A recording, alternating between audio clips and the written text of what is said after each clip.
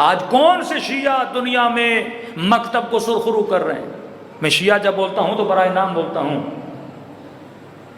جو کہتے ہیں ولی اللہ کے ماننے والے ہیں، کیا وہ جو صرف نام امام حسین تک باقی رہے، یا وہ شیعہ علی ابن ابی طالب جنہوں نے فلسفہ امیر المومنین کو لیا؟ آپ کو کئی ایسے ملیں گے جو علی کا نام لیتے ہیں، ماتم کرتے ہیں، پھر کبھی چرس بھی پیتے ہیں۔ ایک طرف نام حسین لیتے ہیں لیکن ان کی شادیوں میں جاؤ تو گانے والیاں اور بجانے والیاں ان کی شادیوں میں ناچ رہی ہوتی ہیں۔ اس نے صرف نام حسین کو لیا، لیکن کچھ وہ تھے جنہوں نے فلسفہ ابی عبداللہ حسین کو لیا، مکتب کا نام بھی روشن کیا، اور آج فلسفی آف امام حسین کو بتانے والے دنیا کے دشمنوں کے مقابلے میں بھی کھڑے ہیں۔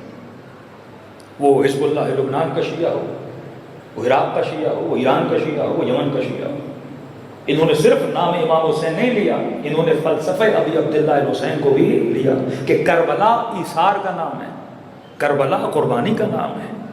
اور واقعاً اس ایثار کو اگر دیکھنا ہو تو آج 40 میں جا کے حسین کے چاہنے والوں کو دیکھو کہ دو طبقے ہیں، ایک وہ جو حسین کی طرف جا رہے ہیں، دوسرا وہ جو ان حسینیوں کی مدد کر رہا ہے۔ یہ ایک معاشرہ شکل پذیر ہوتا ہے۔ آپ اگر سارے لوگ باہر جا کے دھرنا دے دیں لیکن ان کو کوئی کھلانے والا نہ ہو تو دھرنا ناکام۔ تو کہا معاشرے میں دو طبقے ہوں گے، ایک وہ جو جد و جہد کرے گا، دوسرا وہ جو جد و جہد کرنے والے کی مدد کرے گا۔ آج آپ کی یونیورسٹیوں میں آپ کی نسلیں زیادہ سے زیادہ لاجیکل بنتی جا رہی ہیں۔ آج بچی پوچھے گی حجاب کے بارے میں، آج بیٹا پوچھے گا نماز کے بارے میں۔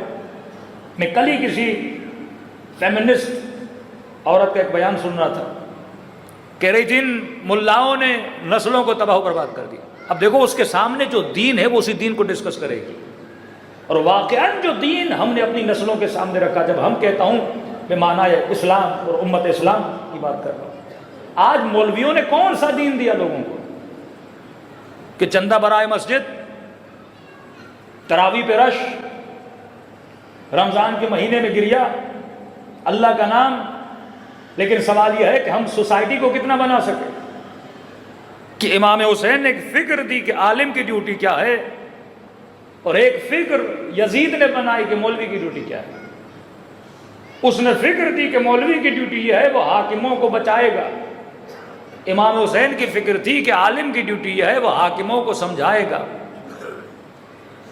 اگر مولوی حاکم کی تعریف کرنے لگے تو اس کو سرٹیفکیٹ مل جاتا ہے گویا خدا کی طرف سے، کیونکہ آپ کے نکاح پر بھی مہر مولوی لگائے، آپ کو قبر میں بھی مولوی اتارے، آپ کا جنازہ بھی مولوی پڑھوائے۔ اب فرق مکتب اہل بیت اور مکتب اغیار کیا تھا؟ ہمارے یہاں عالم کی ڈیوٹی جنازہ پڑھانا نہیں تھی، اس دن بھی میں نے بتایا، نکاح پڑھانا عالم کی ڈیوٹی نہیں تھی، تلقین پڑھانا عالم کی ڈیوٹی نہیں تھی۔ یہ انفرادی عمل ہے، ہر بندے کو جنازہ پڑھنا آنا چاہیے، ہر بندے کو غسل جنازہ آنا چاہیے، ہر جوان بچے اور بچی کو نکاح پڑھنا یہ آپ کا پرسنل معاملہ ہے۔ آپ ایک موبائل بیچنا چاہتے ہو، کسی کو بولو گے کہ موبائل میری طرف سے بیچ کے آؤ، یا آپ کو بھی علم ہونا چاہیے کس طرح بیچا جاتا ہے۔ جب آپ اپنے معاملات کو طے کرتے ہو، بینک میں چیک پاس کرواتے ہو تو آپ خود سگنیچر کرتے ہو، خود معاملہ انجام دیتے ہو، خود وہاں پہ لکھتے ہو کہ اتنے پیسے بینک سے نکلوانا چاہتا ہوں، لیکن اس جوان کو نکاح پڑھنا نہیں آتا۔ نکاح میں مولانا وکیل بنتا ہے، مطلب وہ نکاح نہیں پڑھتا، وہ آپ کی طرف سے نکاح پڑھتا ہے، نکاح آپ نے پڑھنا ہے۔ جس طرح جج کے سامنے آپ پیش ہوتے ہو تو آپ نے اپنے مقدمے کا دفاع کرنا ہے، پر کیونکہ قانون سے آشنائی نہیں آپ کسی کو ایز اے لائر ہائر کرتے ہو۔ مستحب ہے کہ نکاح کون پڑھے؟ عورت خود اپنا نکاح پڑھے۔ جنازہ خود انسان کو پڑھنا آنا چاہیے۔ کبھی باپ کا انتقال ہو گیا، والدہ کا انتقال ہو گیا، آپ انتظار کرو گے کوئی مولانا آ جائے؟ ہمارے ہاں اصل ڈیوٹی عالم کی کیا تھی؟ معاشرے کی تربیت کرے، انہیں اچھائی اور برائی کی تمیز سکھائی۔